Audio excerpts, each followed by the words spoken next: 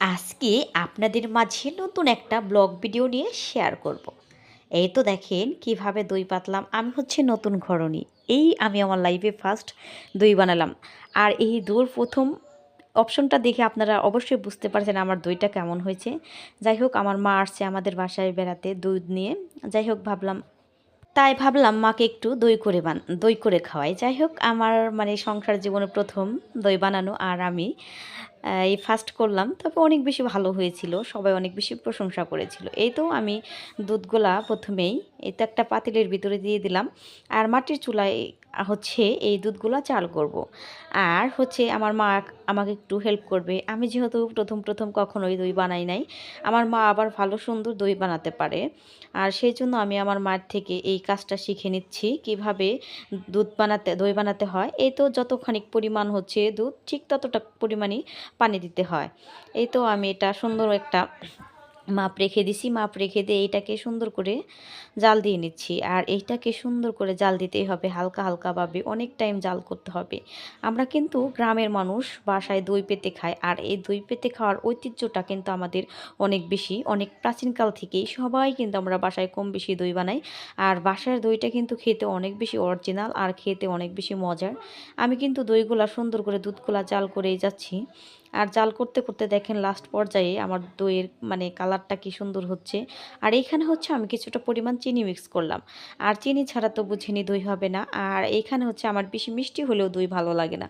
এখানে আমার 5 কেজি দুধ, আমি 5 কেজি দুধের ভিতরে হাফ কেজি চিনি দিয়েছি। আর এই তো চিনি দেওয়ার পরেও এই দুধটা কিন্তু আমি সুন্দর করে আবার জাল দিয়ে নিচ্ছি। দেখেন এই যে দুধের কালারটা। আমি কিন্তু দুধের মানে পানিটাও যতটুকু থাকে না ওই পানিও ঘাটাইছি, প্লাস হচ্ছে দুধও ঘাটাইছি। এটা হচ্ছে লাল হয়, কালারটা আমার ভাল লাগে। আর এদিকে হচ্ছে একটা মাটির পাতিল। আর এই পাতিলটাই কিন্তু আমি একবার দই বানাইছিলাম আমার মেয়ের অনুষ্ঠানে, আমার ছোট মেয়ের যখন মুখে ভাত, তখন হচ্ছে এই দইটা আমি বানাইছিলাম এইটার ভিতর। আমি এইটাই ভেতরে দই বানাবো, এত সুন্দর হবে এইটাই দেখে নানে। তারপরে হচ্ছে আমি এইখানে এই তো দইয়ের মানে যে দই কিন্তু সাজা আমাদের এলাকায় বলে এটাকে। এটা ছাড়া কিন্তু কখনোই, আবার অনেকেই অনেক জায়গায় বেছনও বলে, এটা ছাড়া কিন্তু কখনোই সম্ভব না দইটা বানানো। এই তো এইটা আমি সুন্দর করে একটু দুধ দিয়ে গুলিয়ে নিচ্ছি সুন্দর করে। আর দই বানাতে হলে আপনাকে প্রচুর পরিমাণ গরম দুধ, কখনোই কিন্তু দই হবে না। সেই জন্য আপনাকে হাতে দিয়ে দেখতে হবে দইটা মানে দুধটা কি পারফেক্ট আছে নাকি। হাতে শোয়া এরকম কুসুম গরম রাখতে হবে। একটু বেশি গরম হলে কিন্তু দই ভালো হবে না, জমবে না।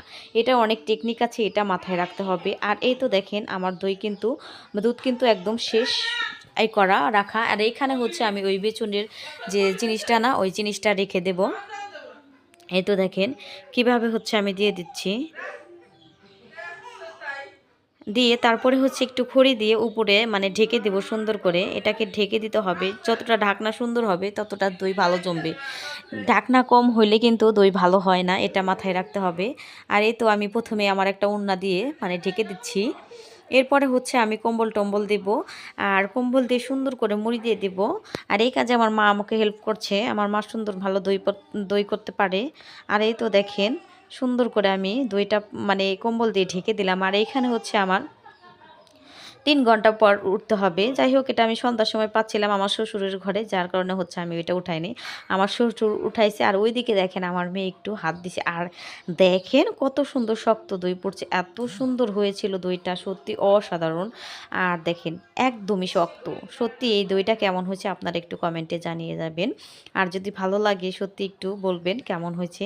আর অবশ্যই আমি আশা করি ভালো হবে, কেননা আমার কাছে খুব ভালো লেগেছে, দইটাও একদম পারফেক্ট।